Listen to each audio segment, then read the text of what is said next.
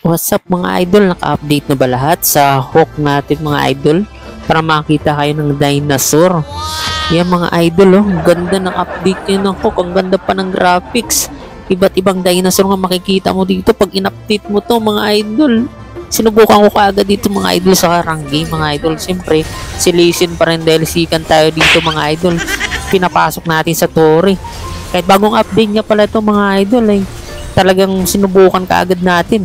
Dito ang ganda ng pagkagawa ng dinosaur. Grabe mga idol. Kahit sa class lane mga idol ay matutuwa ka talaga kasi sa ganitong kagandang graphics mga idol. Dito mga idol ay ano, ang ganda. Binago niya talaga lahat. Hindi naman totally lahat pero talaga yung mga laging dinadaanan natin dito kapag nag-aano tayo mga idol. At yan na nga mga idol, dito nag-start na akong mang-game. Ayan mga idol, oh, nakikita nyo ang ganda mga idol. Kung nakapanood ka ng Jurassic World, makikita nyo to. Tapos dito mga idol, oh, nice. Mayroong event sila ngayon na makakuha ka ng free na hero. Gaya ni Concert yun, na skin na yan mga idol. Dito naman, oh, pag start mo pa lang yan mga idol, para ka talagang pupunta sa Jurassic World. Ang ganda mga idol. I-update nyo na mga hook nyo mga idol. Dito mga idol, pagka-start na ano, nagulat nga ako, may pakarmot sila, oh, parang dinosaur talaga, Jurassic World yun, no? Ang ganda.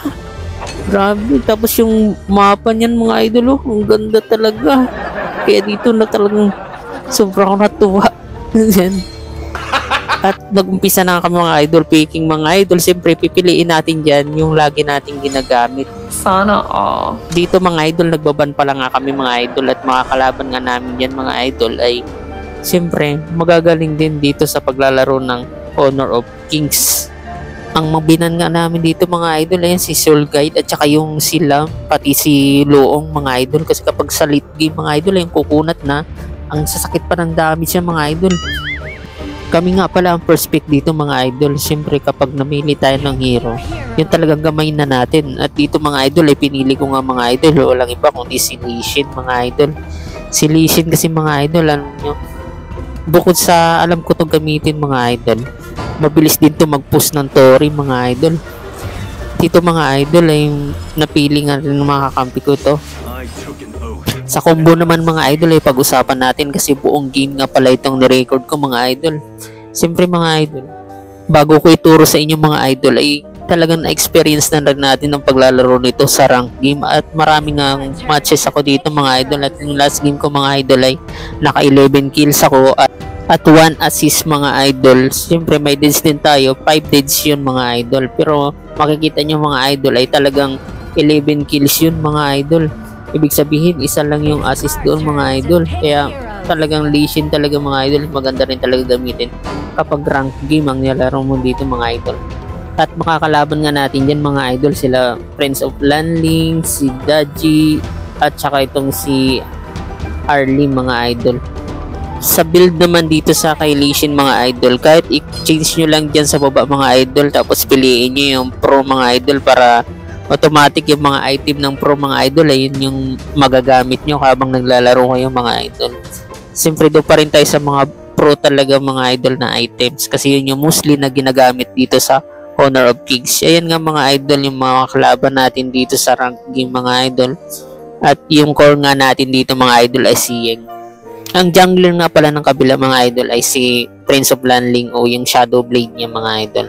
Nawala ito mga idol pero makikita nyo rin dyan sa taas ng ulo ng hero nyo na nandyan lang sa malapit sa'yo. Kaya ingat lang mga idol dito pag kalaban nyo to kasi masakit talaga yung damage nito lalo na nasa jungler pa yung kanyang build. Dito mga idol, kayang-kaya naman. At ang kakampi nga pala natin di si Flowerhorn mga idol. Maganda itong hero na to mga idol kasi nakukustomize mo to eh. Tapos masakit din. Ay makikita mo na nandoon siya mismo sa tabi mo mga idol. Nag-start na nga kami mga idol. Tingnan nyo naman yung mapa mga idol. Grabe ang ganda no. Jurassic World yung datingan ano. Bago nga ako pumunta sa lane ko mga idol ay inikot ko muna to kasi bago nga ito sa paningin ko mga idol. Ang ganda kasi ng kulay, ang ganda ng pagkakagawa ng mga puno. Ayan no. Ang ganda dito sa may base mga idol, lalo na kapag doon sa may part ng jungler mga idol. Ngayon nga bumalik na nga ako sa lane mga idol. Dito kapag si Lee Sin talaga ang gamit ko mga idol, ang ginagawa ko lang dito mga idol kapag early game mga idol ay itong mga minions ang inuuna ko para makapalevel ako mga idol. Sabay nagde-dip din ako mga idols. Tapos inaalam ko rin mga idol kung yung hero ba ng ginagamit ng kalaban ko ay talagang kabisado niya. Kasi malalaman mo rin naman yan mga idol kapag tumagal kayo dito mga level 3 or level 4 na kayo mga idol. Mabilis na magpa-level mga idol kapag itong mga minions ang inuna nyo. Kaya kapag ganitong Lee Sin ang gamit yung mga idol, mas maganda talagang unahin nyo itong minions mga idol. Kasi mabilis ka dito makapagpa-level. Yan o, level 3 na tayo kaagad mga idol.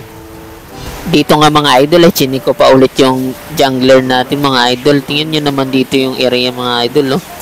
Talagang nagbago yung kanyang mga design. Dito yung Shadow Vanguard mga idol, ang ganda ng kanyang Balik tayo sa lane mga idol. Baka mamaya ma-post ng kalaban natin Dito mga idol kung nakapaglaro ka dati ng parang si Alice to. Pero may pagka Sasuke mga idol, may mga paniki ang ganda Pero dito mga idol, tower hug lang tayo kasi di pa natin kabisado kung anong mga combo nitong kalaban natin mga idol.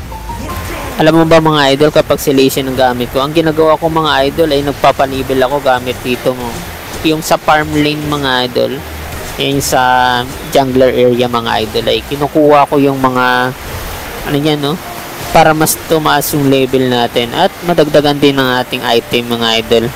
Kasi napansin ko mga idol, kapag doon lang ako sa area ko mga idol, hindi ko ito kinukuha kapag Lee Sin ako. Ang tagal ko makapag pa-item, tapos bumababa yung level din. At saka siyempre mga idol, may mga kagaya nito na yan mga idol, si Prince of Lanling na mag-i-invade o kukunin yung sa jungler natin mga idol. Kaya ang gagawin natin mga idol ay unahan na natin to mga idol, kasi alam naman natin yung jungler natin mga idol ay sa malayo at hindi niya na rin alam din natin na hindi niya pa ito makukuha agad.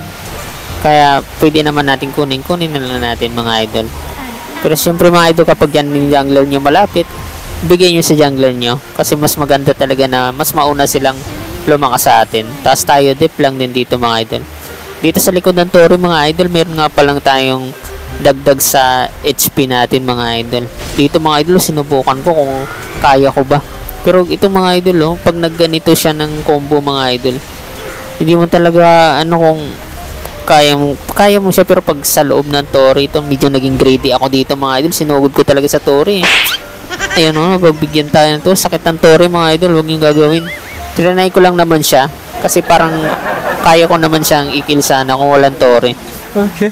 Siyempre mga idol, pag gamit natin ng hero dito sa Honor of Kings, kailangan din tayong sumubok kung kaya ba natin yun o hindi. Siyempre mga idol, kapag alam na natin sa susunod na hindi na natin ulit yung gagawin.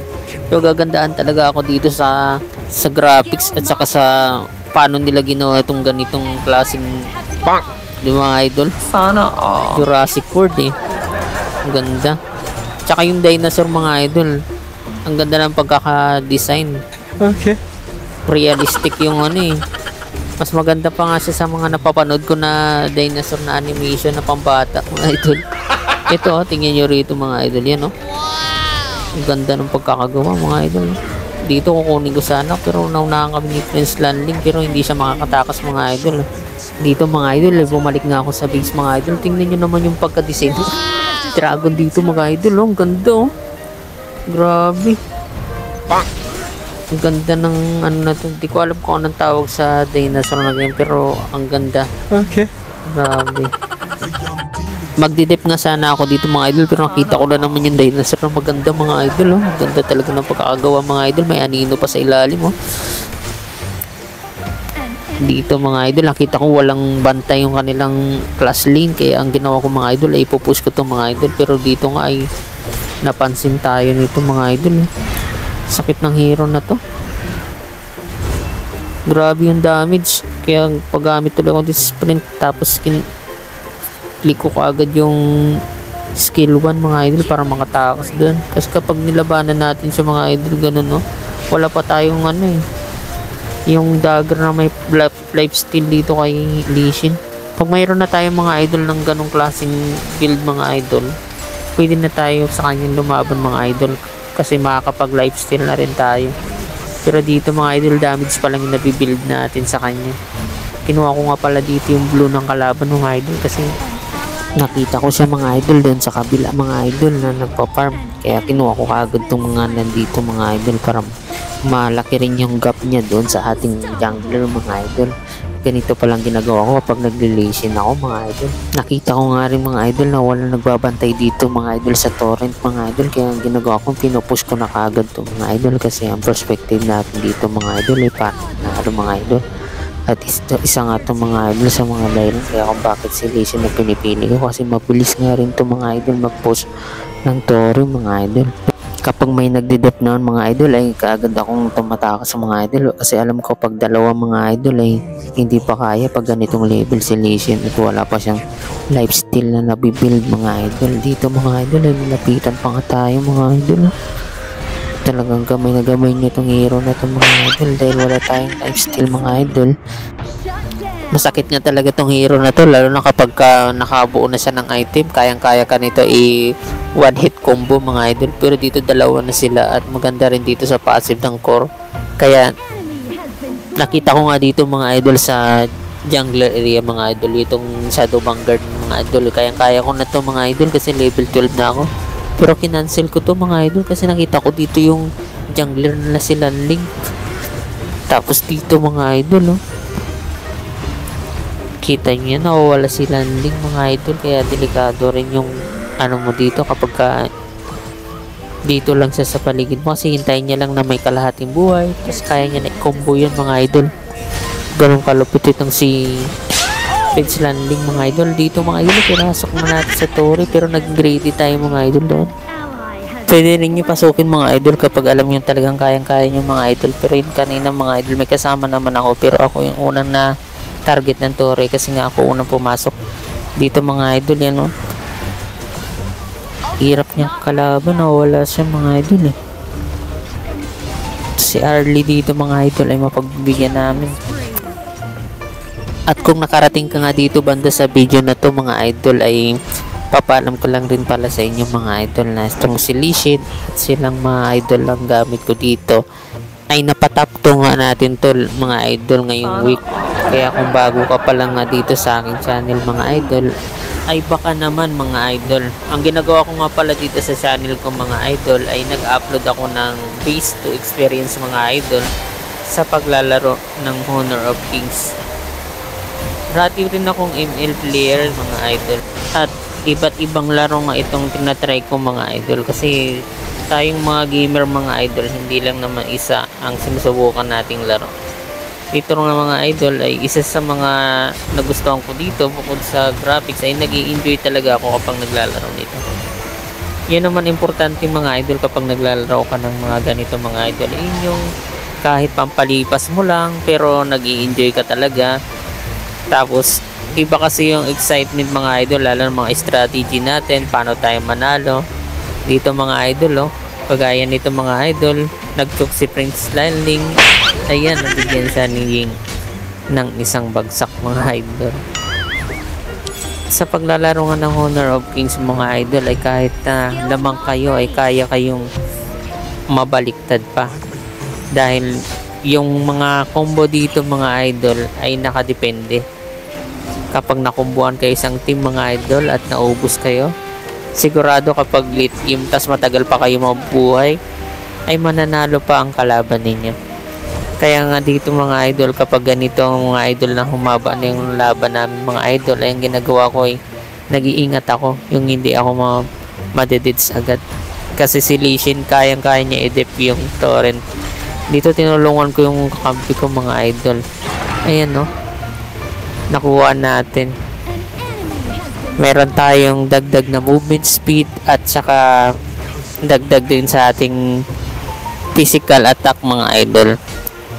Dito mga idol ay susubukan namin habulin itong si Prince Landing mga idol. Pero dahil dalawa na umabol sa kanya mga idol ay dito na ako nagsegue mga idol.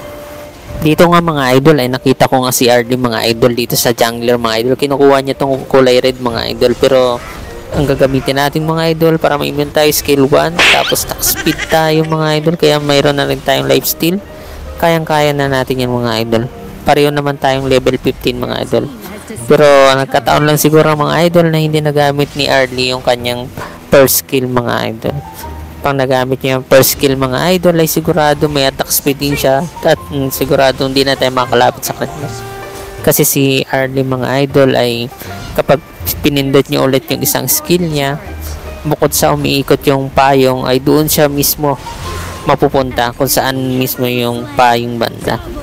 Dito mga idol ay nakita nga natin na kayang-kaya na natin to i-push mga idol. Pero siyempre unahin natin yung nagde-dep. Kapag na-kills kasi natin yung mga nagde-dep agad mga idol ay mas madali na lang natin mapupush yung Tori. Dito napansin ko nga mga idol na focus sa minions, kaya ang ginawa ko nag-tower lock na ako mga idol. Si Lee Sin mga idol ang mabilis dito. Dito masasabi ko mga idol sa laro natin na talagang malaking ambag rin si Lee Sin. Kahit hindi tayo mga idol na nakuha ng legendary dito mga idol, kapag nanalo naman tayo ay sapat na yun. Lalo na kapag nag-enjoy tayo mga idol. Sana bonus na lang ito mga star mga idol. Bali rank ko nga pala dito ay malapit na rin ako sa Grandmaster mga idol. At yung MVP natin dito ay si Flowerhorn, yung customize mga idol. Shoutout nga pala sa mga nakalaro ko dyan, ang gagaling yung mga idol. Hanggang sa susunod mga idol, maraming salamat.